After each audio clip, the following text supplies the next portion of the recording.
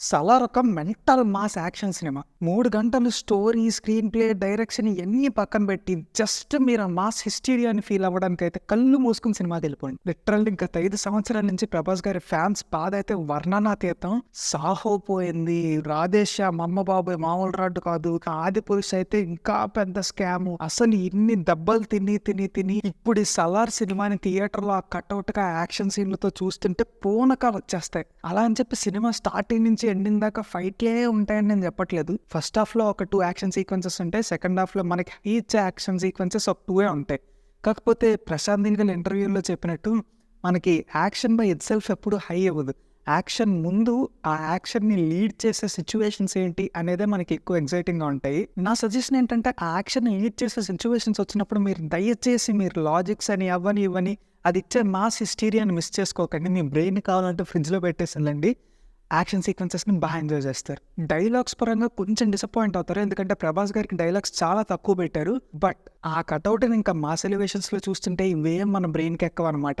సినిమాలో చాలా plot holes ఉన్నాయి. ఆనెస్ట్‌గా మాట్లాడాలంటే సినిమాలో చాలా నెగెటివ్స్ ఉన్నాయి. ఫర్ ఎగ్జాంపుల్ సినిమా అంతా 2017కి ఫ్లాష్ బ్యాక్ పోర్షన్ అంతా ఒక 6 ఇయర్స్ ముందు జరుగుతూ ఉంటుంది. కాకపోతే అక్కడ ఆర్మ్స్ అండ్ మిషనరీస్ మాత్రం చాలా అడ్వాన్స్డ్‌గా ఉంటాయి. బట్ అక్కడ ఓటింగ్ చేసే ఒక సీన్ ఉంటుంది. దానికేమో శాండ్ క్లాక్ యూజ్ చేస్తారు.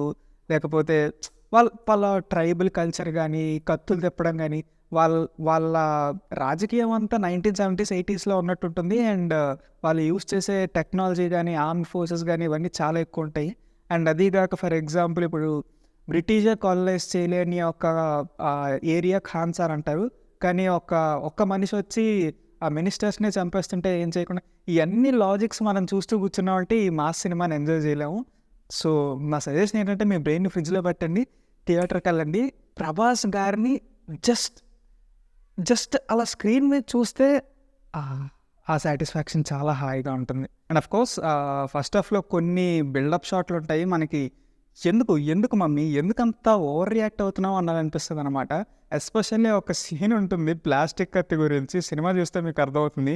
ఆ సీన్‌కైతే థియేటర్‌లో మొత్తం అందరూ ఒకసారి ఫెల్లుమని నవ్వారు. 'కేజీఎఫ్'తో మాత్రం పొరపాటున కూడా కంపేర్ చేయకండి. 'కేజీఎఫ్'లో డీటెయిలింగ్స్ గానీ అసలు దాని దగ్గరికి కూడా ఎళ్ళదనమాట. అండ్ యష్ గారు ఇందులో లేరు. 'కేజీఎఫ్'కి దీనికి సంబంధం లేదు.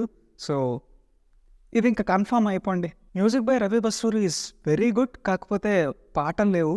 మనకి 'కేజీఎఫ్ 1'లో 'ధీరా ధీరా' గానీ, 'కేజీఎఫ్ 2'లో 'సుల్తాన్' సాంగ్ గానీ, ఇవన్నీ ఇచ్చే హై మనకి ఇందులో అలాంటి ఒక్క సాంగ్ కూడా ఉండదు. And story screenplay by Prashanth Neel నిజం చెప్పాలంటే కొంచెం డిసప్పాయింట్ చేశారనే చెప్పాలి. ఎందుకంటే వాళ్ళు ఇచ్చిన ఇంటర్వ్యూస్‌లో పృథ్వీరాజ్ సుకుమారన్ గారు దీన్ని ఒక ఇండియన్ గేమ్ ఆఫ్ థ్రోన్స్ అని లేకపోతే ప్రశాంత్ నీల్ గారే హెవీ డ్రామా ఉంటుంది. నేను ట్రైలర్‌లో కన్విన్స్ చేయలేకపోయాను కానీ సినిమాలో చాలా డ్రామా ఉంటుంది. ఇలా చాలా చెప్పారు. బట్ నాకైతే అంత డ్రామా కనిపియలేదు. చాలా సార్లు మనం చూసిన స్టోరీయే. ఇంకా చెప్పాలంటే లూజ్లీ బౌండెడ్ బై మహాభారత్ అని కూడా అనిపించింది. శకుని క్యారెక్టర్ మన బాబీ సింహ గారిది, ధృతరాష్ట్రుడి క్యారెక్టర్ జగపతి బాబు గారిది, ప్రభాస్ గారిది కర్ణుడి క్యారెక్టర్. సో, ఇలా చాలా characters loosely bounded on Mahabharata టైప్‌లోనే అనిపించింది. 'ఖాన్సార్' అనే వర్డ్‌లో చూపించినట్టు చెప్తారు. 'ఖాన్సార్' గురించి ఒక డైలాగ్ ఉంటుంది యాక్చువల్లీ.